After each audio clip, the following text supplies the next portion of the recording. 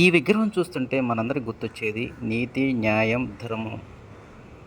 కలియుగంలో కూడా ఇలాంటి పదాలు మాట్లాడుతుంటే కొంతమందికి నచ్చకపోవచ్చు. మరి ముఖ్యంగా ఎన్నికలు వస్తే ఈ పదాలకు విలువ ఉండదు అనేటువంటిది నిజం. కానీ సమాజంలో మార్పు రావాలంటే ముందు తన ఇంటి నుంచే మార్పు రావాలి. అప్పుడే కొంతవరకు మార్పు కనిపిస్తుంది అంటున్నారు మంగళగిరిలో ఓ బౌద్ధ సాధకులు. నిజం. 2014 నుంచే ఎన్నికలు వస్తే చాలు తన ఇంటి ముందు మా ఇంట్లో ఓట్లు అమ్ముకునేవారు ఎవరూ లేరు, దయచేసి రాజ్యాంగాన్ని మార్చాలనుకునేటువంటి వారు, అదేవిధంగా ఓట్లు అమ్ముకునేటువంటి వారికి మాత్రం మా ఇంటి ముందుకు రావద్దు అని తన ఇంటి ముందు గోడకు బ్యానర్లు కట్టి మరి ప్రజల్లో మార్పు తీసుకురావాలనుకుంటున్నారు రేఖా కృష్ణార్జున అనేటువంటి ఓ బౌద్ధ సాధకులు. మరో కొద్ది రోజుల్లో సార్వత్రిక ఎన్నికలు జరుగుతున్న నేపథ్యంలోనే కొంతమందికి మాత్రం ఎన్నికలు వస్తే పండగ వాతావరణం నెలకొంటుంది. కారణం కొన్ని ప్రలోభాలకు లొంగిపోతూ ఉంటారు. కానీ ఇన్ని ప్రలోభాలకు లొంగకుండా సమాజాన్ని మార్పు తీసుకురావాలనేటువంటి వారు మాత్రం కొంతమందే ఉంటుంటారు. ఎన్నికల్లో వచ్చిన ప్రతిసారి రాజకీయ నాయకులు ఓటర్లు ఆకట్టుకోవడానికి అనేక ప్రలోభాలను ఎరగా చూపిస్తూ ఉంటారు. ఈ యొక్క ప్రలోభాలకు లొంగకుండా వ్యవస్థల్లో మార్పు రావాలంటే ముందు తన కుటుంబం నుంచి మార్పు రావాలనుకుంటున్నారు రేఖా కృష్ణార్జునరావు గారు. సమాజంలో మార్పు రావాలంటే ముందు ప్రజల నుంచే మార్పు కనిపించాలి. ఓట్లు అమ్ముకోవద్దు, నీతివంతులైనటువంటి రాజకీయ నాయకులని ప్రజాప్రతినిధులుగా ఎన్నుకోండి అనేటువంటి తన యొక్క ప్రచారం వలన 10 మందిలో మార్పు వచ్చినా చాలు, అది సమాజం మార్పుకు పునాది రాయి అవుతుంది అంటున్నారు ఆయన.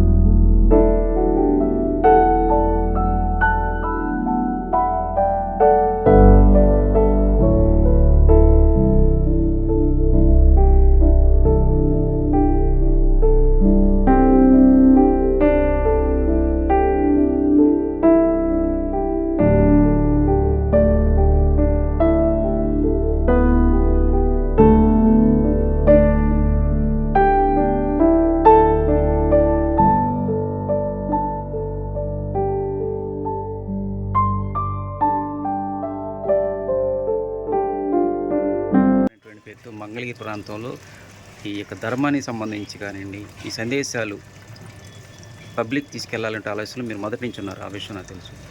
ఇప్పుడు ఓటు అంటేనే ఎంతో విలువైనటువంటిది, అమ్ముకోవద్దు అనేటువంటి ఒక మెసేజ్ని మీరు పబ్లిక్కి తీసుకెళ్తున్నారు. అసలు ఎందుకు వచ్చింది మీకు ఈ ఆలోచన? అవి పూర్తిగా తగ్గిపోతున్నాయి. ఎందుకంటే కోట్లాది రూపాయలు కొమ్మరించి ఓట్లు కొనగలిగినటువంటి బాగా సంపన్నవంతులైనటువంటి వాళ్ళే ఎన్నికల్లో నిలబడగలిగేటువంటి పరిస్థితులకి వచ్చేసాము. ఇప్పటి నుంచి ఉంది అసలు మీకు ఈ ఆలోచన? బోర్డు ఇది 2014 నుంచి పెట్టామండి. మీరు రాజకీయ నాయకులు కానీ సామాన్య ప్రజానికి కానీ ఇచ్చే మెసేజ్ సింపుల్గా చెప్పండి, ఏం చెప్తారు అసలు మీరు డబ్బుల విషయంలో? డబ్బుల విషయం వచ్చేసరికి సాధన మొత్తం కూడాను చాలాదో, మొత్తం తుడిచిపెట్టుకుపోద్ది.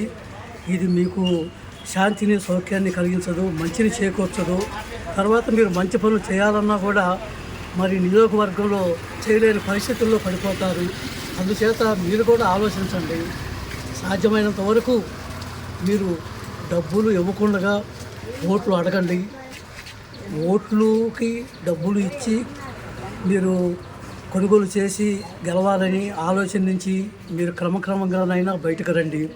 అలాగే ఓటర్లకు కూడా చెబుతున్నాం, మన ఓటు మన హక్కు, మన ఓటు మన బాధ్యత. మన చైతన్యంతో, ఆలోచనతో మంచి అభ్యర్థులకు ఓటు వేసి గెలిపించుకోవటం ద్వారానే మన అభివృద్ధి, మన నియోజకవర్గం అభివృద్ధి, రాష్ట్ర అభివృద్ధి, దేశాభివృద్ధి సాధ్యపడుతుందే తప్పితే కేవలం ఈ ఎన్నికల సందర్భంగా ఇచ్చేటువంటి వాళ్ళు చూపేటువంటి ఆశలకు లొంగి వాటికి మనం ఆ ప్రలోభాలకు లోనై మనం ఓటు వేయటం ద్వారా మన భవిష్యత్తు, మన పిల్లల భవిష్యత్తు, మన దేశ భవిష్యత్తు అంతా కూడా మన చేతులారా మనం చీకట్లోకి అగాధంలోకి నెట్టి వేసుకున్నటువంటి వాళ్ళు అవుతాము. మన జీవితాలు ఎప్పటికీ ఇట్లాగే ఉండిపోతాయి. మన జీవితాల్లో మంచి మార్పు రావాలంటే మనం కూడా ఆలోచించి మేము డబ్బులు తీసుకోకుండా ఓటు వేస్తాము, మంచి అభ్యర్థులకు ఓటు వేస్తాము, మంచి అభ్యర్థులు నిలబడండి అనేటువంటి ఆ భరోసాని ఇచ్చినప్పుడు మంచి వ్యక్తులు ఎన్నికల్లో పోటీ చేయడానికి ధైర్యంగా ముందుకు వస్తారు.